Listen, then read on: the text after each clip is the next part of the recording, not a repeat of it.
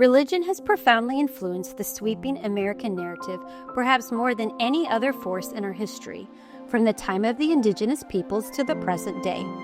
The National Museum of American Religion tells the surprising and compelling story of what religion has done to America and what America has done to religion, including the establishment of the revolutionary and indispensable idea of religious freedom as a governing principle in the U.S., inviting all to explore the role of religion in shaping the social, political, economic, and cultural lives of Americans and thus America itself.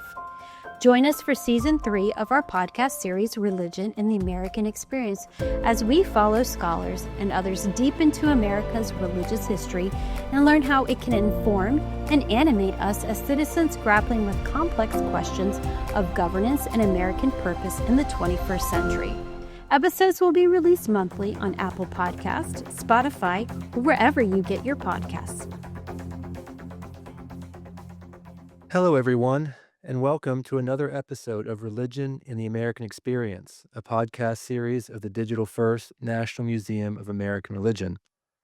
Follow us on Apple Podcasts, Spotify, Amazon, or wherever you get your podcast fix, and tell your colleagues, friends, and family about it.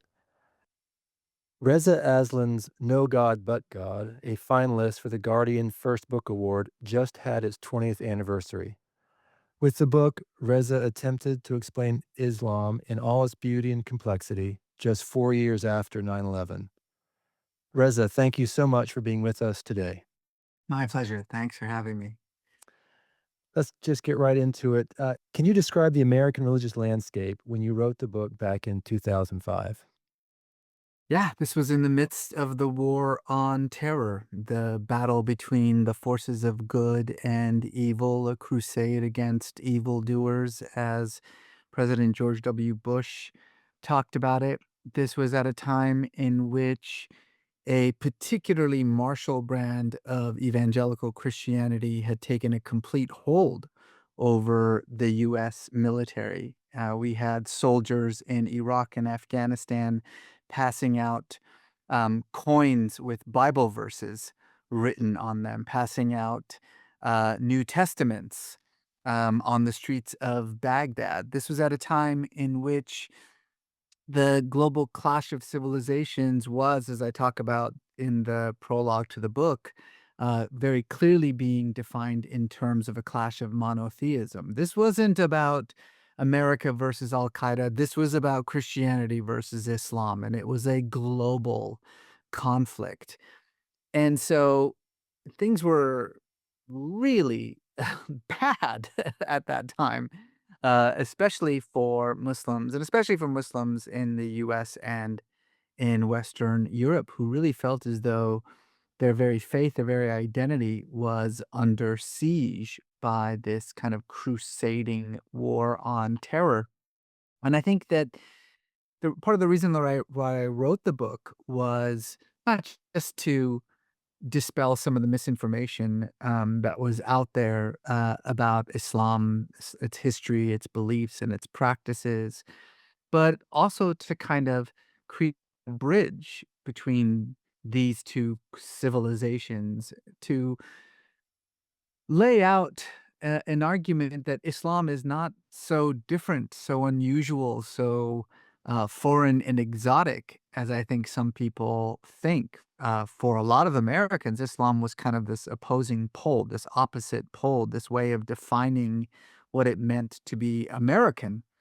And I think that the goal of the book was to kind of dispel some of that, to fight back against the sense of utter foreignness and exoticism that Islam was being labeled at, and to show that it's fundamentally just a religion like any other religion, a religion that has had a very strong and long foothold in the American religious fabric.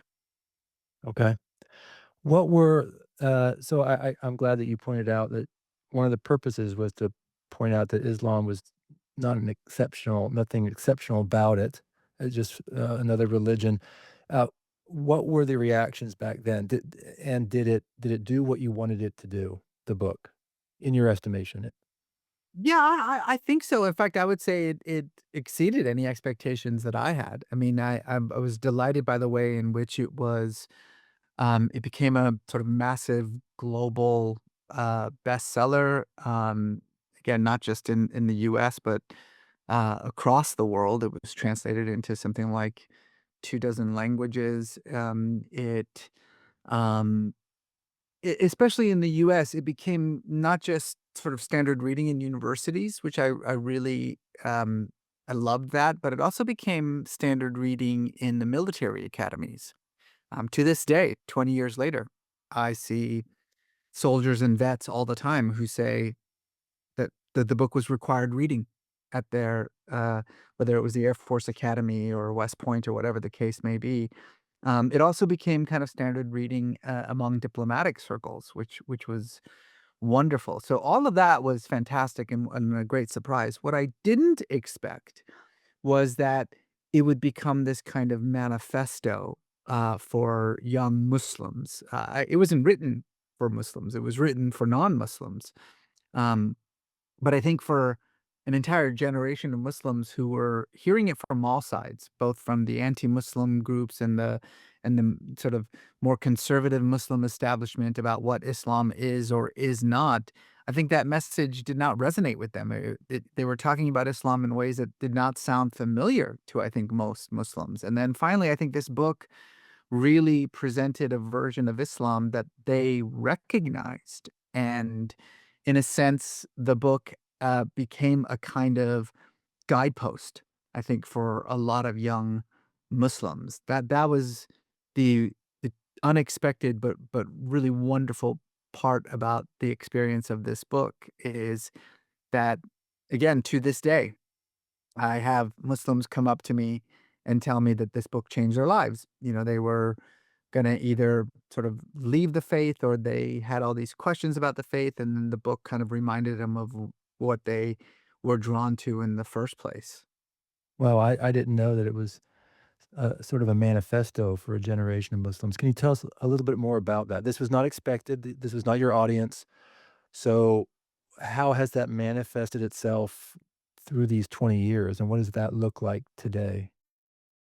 I think for a lot of young Muslims, particularly in Europe and North America, um, look, and I can talk from my own experience about this, 9/11 was the first time in which they had to sort of confront their religious identity. Muslims, like most people in any religion, sort of view their religion the way they view their skin. It's just this kind of part of their culture, part of their identity. It's not something that is front and center necessarily. It's not the primary way in which they identify themselves. It's just kind of how they understand part of the multiplicity of factors that go into how they understand their place in the world. And then suddenly, on September 12th, it became the only thing that mattered. It became the way in which they were being defined by the outside, and then also it was the way in which they were being compelled to define themselves. Well, what are you? Are you Muslim or not? And if you are, what does it mean? How do you feel about what's going on here? Which sides are you willing to take, you know? Are you gonna defend yourself? Are you gonna apologize that are taking place by people who have nothing in common with you except the fact that they also call themselves Muslim? I think that this was a time of profound, um, psychic trauma for millions of Muslims around the world. And I think that the book, in a way, it was kind of a reminder, as I say, of them, of kind of how they really understood their faith and their culture and their beliefs and their practices. That the way in which it was being defined for them by outsiders, which didn't make sense to a lot of people, but they didn't have anything to anchor themselves on. Well, if what you're saying is not what I believe, then what is it that I believe? And I think that somebody showed up and put it into words and had the scholarship to back it up and the history to back it up and was willing to kind of plant a flag in the ground and say, this is what Islam, not what, is being bandied about in the media. I think that that was a huge relief for a lot of young Muslims around the world. And again, I said primarily in Europe and North America, but the truth is that when I travel to Pakistan or India or Egypt, or really sort of any Muslim majority country, I still hear a lot of people saying, when this book came out in the translation, it changed everything for us. And so Right. it was a unexpected but enormously satisfying experience. Okay. That's very fascinating. Didn't know that. Um, we might get back to that a little bit later. Earlier, you said that in 2005, this was not, um, this was really a clash of Christianity versus Islam. Unquestionably.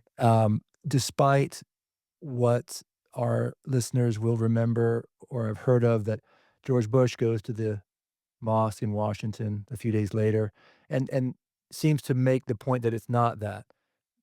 At least from his perspective, it shouldn't become that. Uh, Yeah. what give us a little bit of detail. I mean, you shared a little bit about coins being handed out in the streets of Baghdad with Bible verses. Tell us more about your view of this being definitely, this in the book you call it the clash of the monotheisms, right? The clash between Christianity and Islam.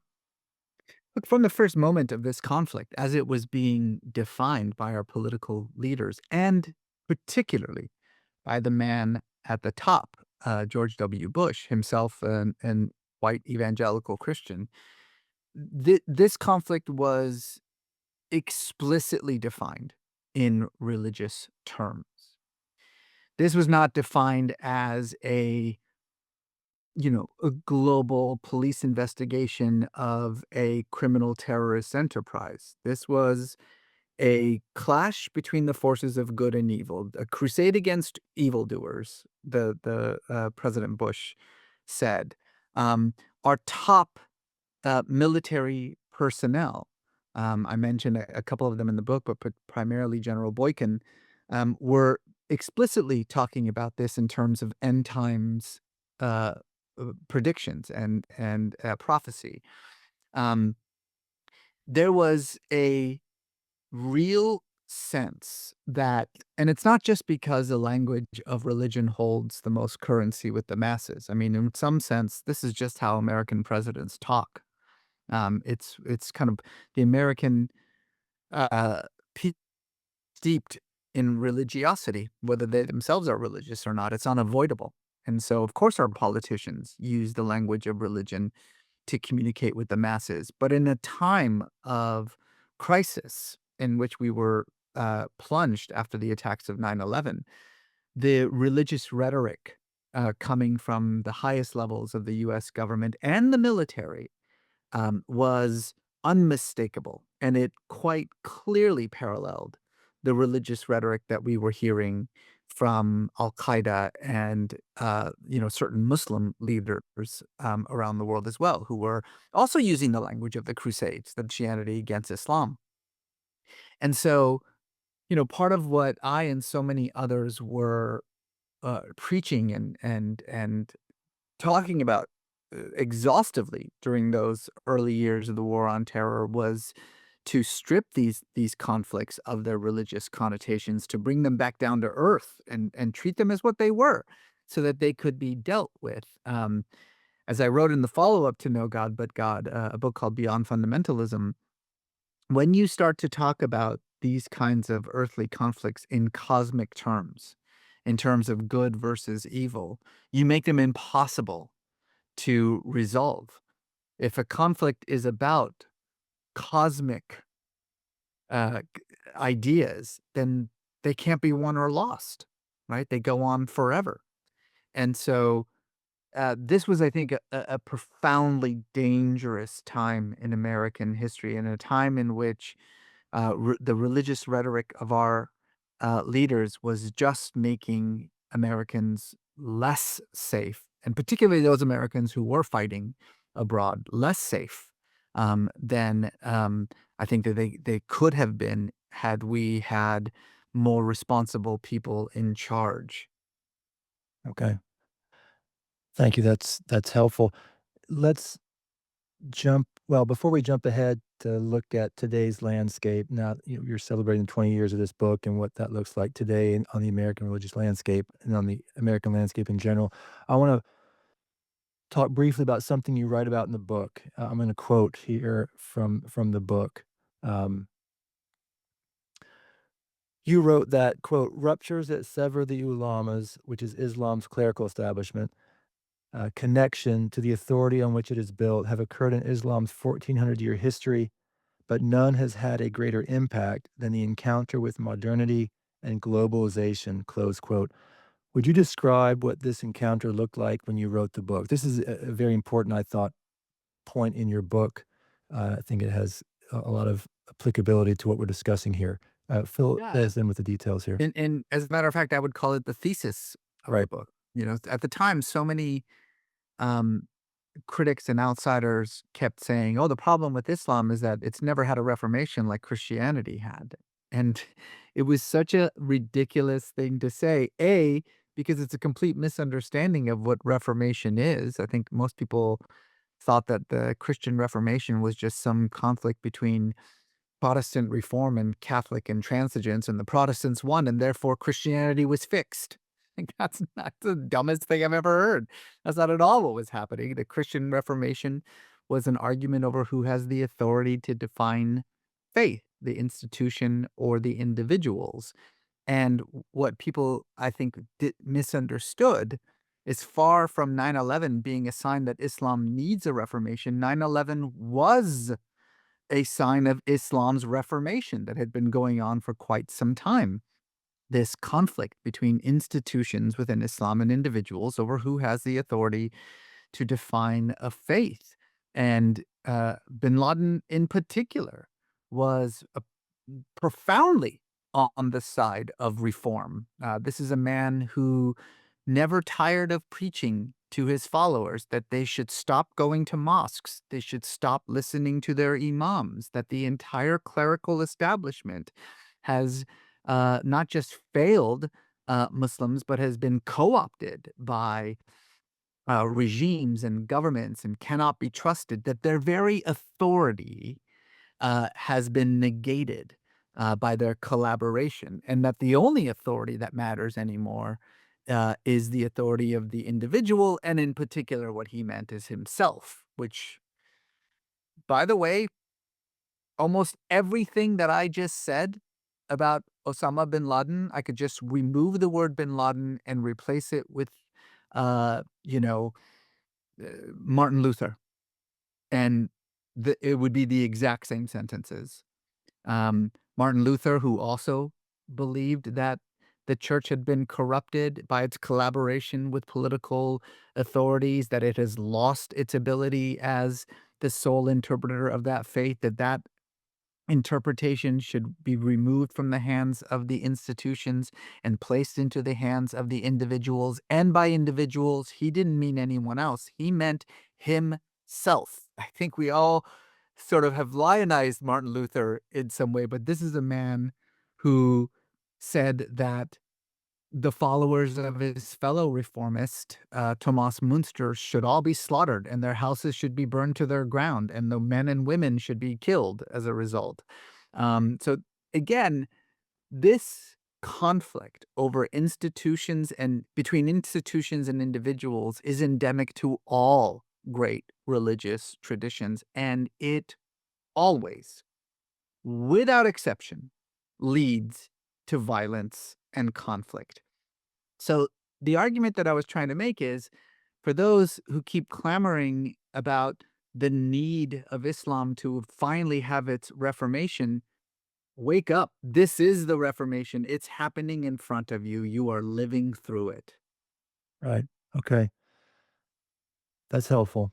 And I should say, 20 years ago, it's interesting you said this was addressing people who would say Islam just needs a reformation. I believe I thought that, if I can remember that long ago. It was a pretty Uh, pretty common thing to hear. Yeah. so this is helpful. So what is that? What does the Islamic Reformation look like 20 years later? Is it Yeah. Tell me, So it's funny. bring us It's up to funny date. that 20 years ago when I wrote this, one of the arguments that I made was reformations happen when the monopoly that institutions have over the authority to define and interpret a faith starts to fall apart.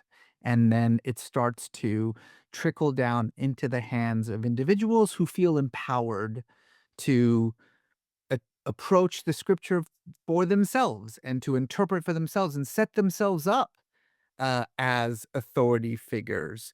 Um, and part of the way that happens, that process happens, is that those individuals have to be able to access, right, the for instance, the scriptures, right? You can't say anyone can interpret the scriptures if no one can read those scriptures.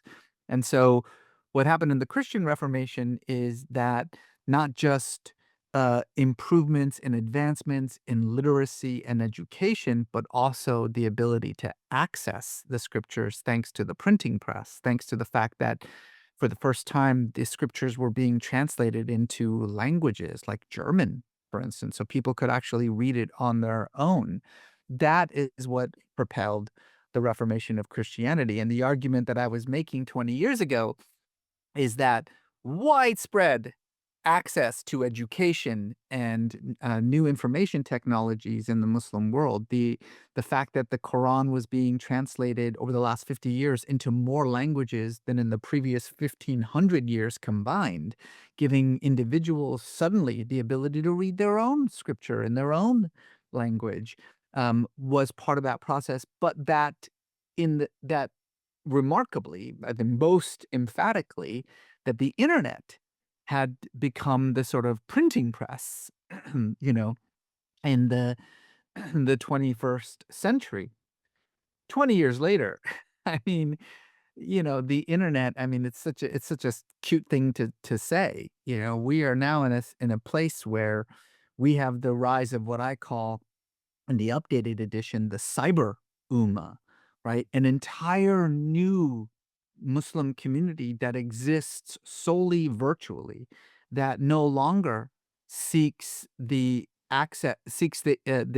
opinions of the sort of traditional Islamic leaders, but is more likely to go to TikTok and Instagram and to get their edification from influencers, cyber muftis, Muslims who have had not a single day of training in the traditional Islamic sciences, but have a million followers online and who are dispensing legal advice as though they are sort of eminent clerics, at Al-Azhar, in Cairo, and they are the ones who are becoming the face of the new Islamic leadership. And again, some for good, some who are espousing interpretations of Islam that promote peace and tolerance and feminism and democracy, and some for bad.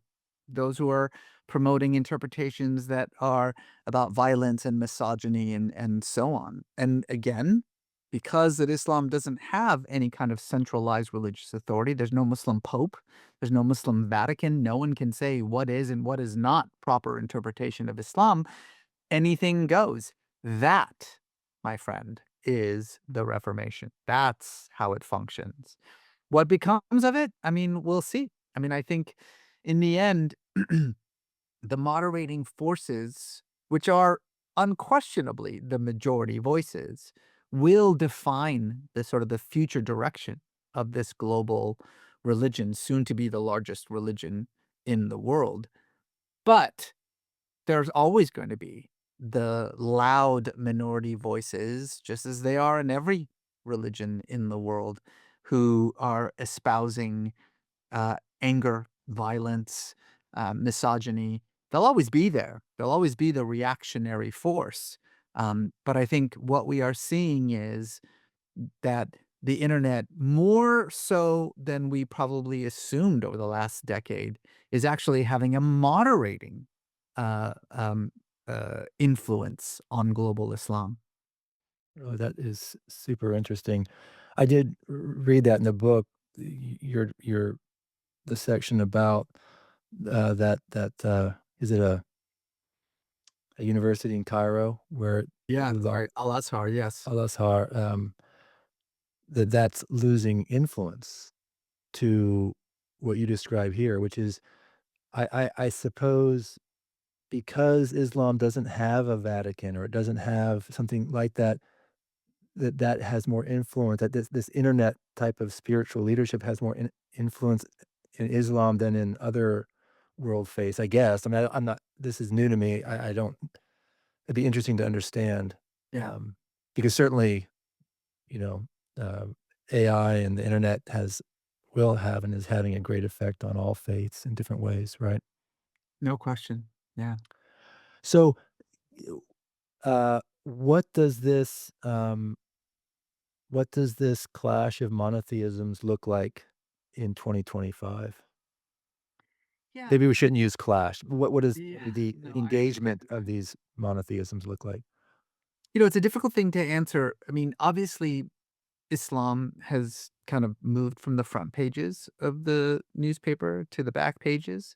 Um, the, concerns over the very, end of democracy as we know it, the concerns over issues of mass migration and immigration, the very identity crisis that has gripped the United States, um, are all questions that have taken greater immediacy in our cultural landscape.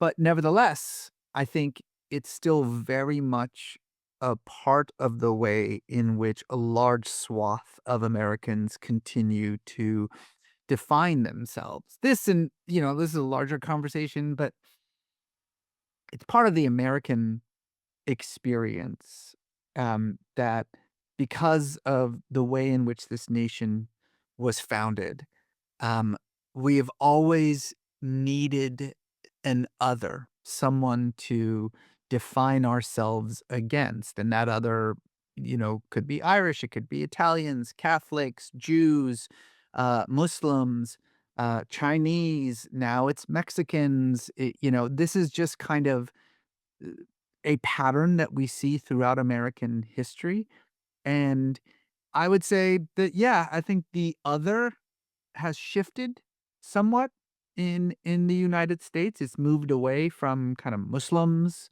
or Middle Easterners, and it's become much more, uh, Mexicans, immigrants, that's kind of where our focus is. That's who is not us. That's how we define what is and what is not us. Um, but make no mistake, I think Islamophobia is still very much prevalent in the United States. It's just at a simmer far more than it was at a boil. And as we contemplate, the semi-quincentennial in 2026, when we all look at American history, there'll be, people, very interested in religion and the American founding, and I think then that opens us up to further thoughts and discussions about all other about faiths, other than Christianity, which, uh, looms so large, right, in the American historical landscape. Do you have any thoughts regarding religion and the founding, vis-a-vis Islam's role in that discussion in the semi-quincentennial? Yeah, I mean, as I said earlier, you know, this is a country that is steeped in religiosity. It just is. We are unquestionably the most religiously devout country in the developed world. We are probably the most religiously diverse country in the world, period. Um, it's still a place where religion is woven into the very fabric of this country. Still to this day, 7 out of 10 Americans call themselves Christian, identify themselves as Christian. That is an enormous number. Now, what does that identity mean? There's a lot to say about that. But nevertheless, that is a self ascribed identity, 7 out of 10. And so I think, in a sense, you know, this isn't something that we should think is going to be done with anytime soon, right? This kind of religious nature of this country. But I do think it is important for people to understand, as you rightly point, how diverse that nature is, and particularly when it comes to Islam.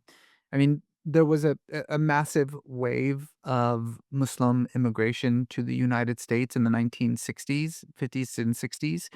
Um, and I think sometimes because that wave was so large and primarily from South Asia, I think for a lot of Americans, they think that Islam is kind of a newer or a younger country when it comes to its presence in the United States, but that is not true.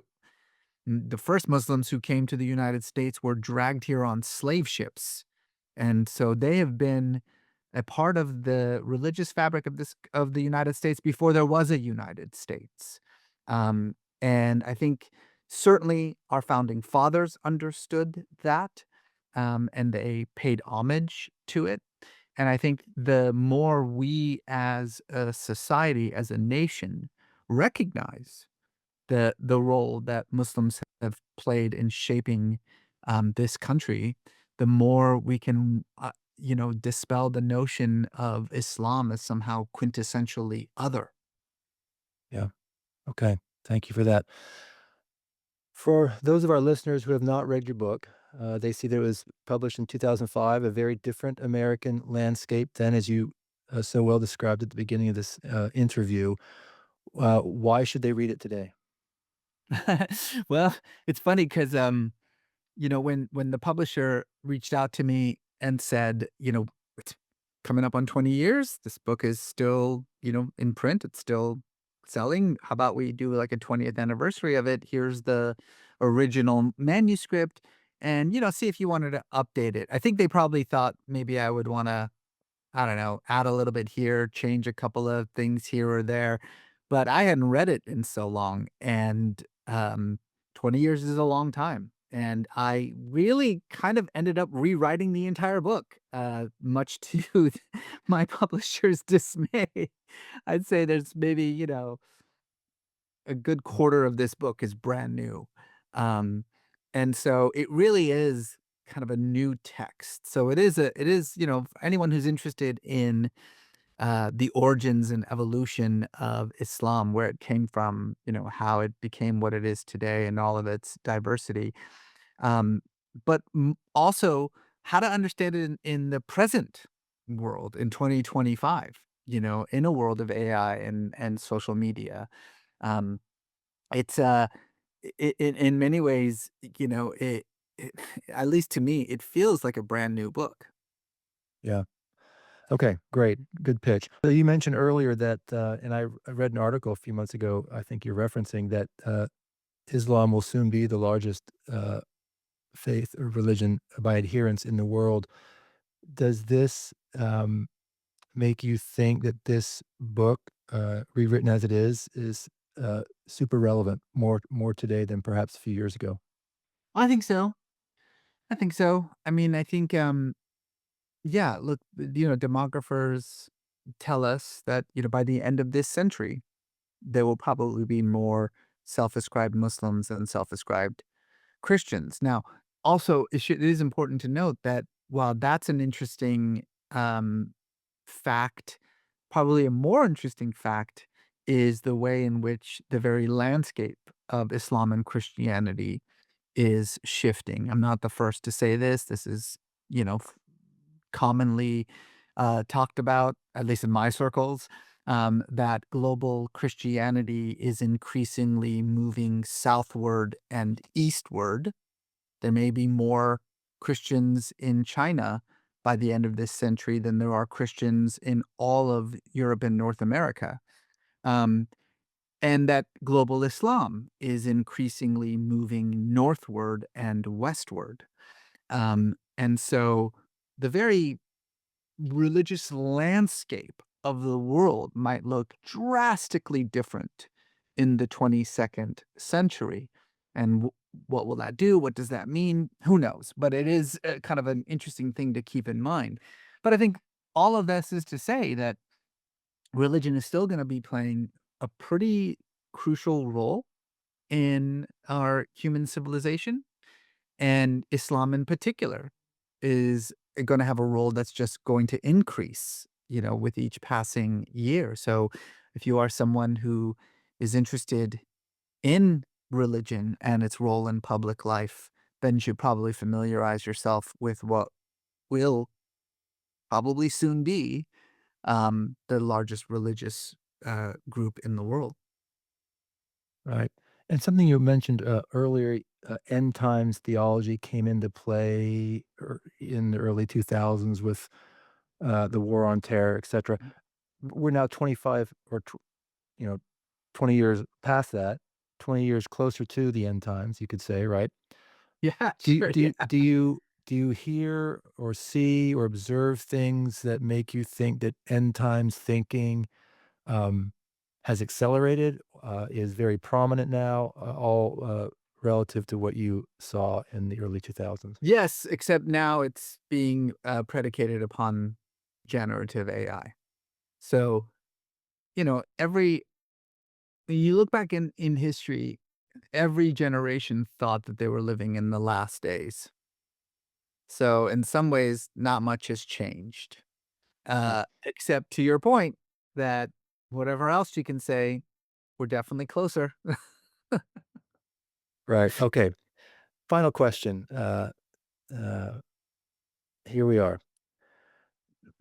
As we conclude, do you want to share any lessons or takeaways from the topic, either in terms of important historical transformations you are charting or in terms of helping us better understand our present moment in the American narrative? So we've talked a lot about this very thing, but anything additional that we haven't discussed that you'd like to share with our listeners?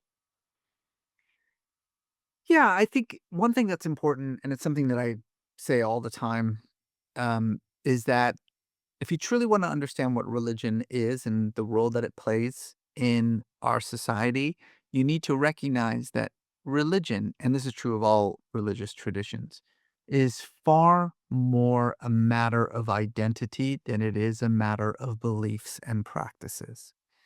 That is not to say that beliefs and practices are not important in religion. Of course they are. They're just secondary to the notion of identity. When someone raises their hand and says, I'm Muslim, I'm Christian, I'm Buddhist, I'm Jewish, they're making an identity statement, not a faith statement, not a belief statement. And as an identity, religion is enwrapped in all the other factors of one's identity, whether that be your politics, your social class, your nationality, your ethnicity, your race, your gender, your sexual orientation, all of those things. And so, even when I think well-meaning people say that, well, the key to peace and prosperity is to excise religion from public life, I don't think they understand what religion is. Religion is public life, right? Religion is politics. Religion is enwrapped in questions of nationality and patriotism. So I understand the desire to strip religion from those realms in the hope that somehow we will become more compromising with each other, I suppose, or more tolerant of each other, less absolute. Um, but A, that's not how human beings are. We will find other ways, other absolutisms. Um, and B, that's not how religion functions. Religion is part of the way in which we understand our place in the world. And so it is intricately bound to our politics, our social views, our economic views, our very sort of socioeconomic status in the world. It's very, very difficult to separate religion from those things. And so, especially in a podcast like this with an audience like this, I do think that it is important to recognize that if you really want to see how the world functions, whether that's politics or the economy or race or gender, that you need to be literate when it comes to religion in order to truly understand those forces that shape our world for good and for bad. Okay, well said. You have the last word. We have been talking with Reza Aslan, professor of creative writing at UC Riverside and author of No God But God, published first in 2005. Thank you so much for being with us today, Reza. My pleasure, Chris. Thanks so much for having me. The podcast series Religion in the American Experience is a project of the National Museum of American Religion. Episodes will be released monthly on Apple Podcast, Spotify, or wherever you get your podcasts.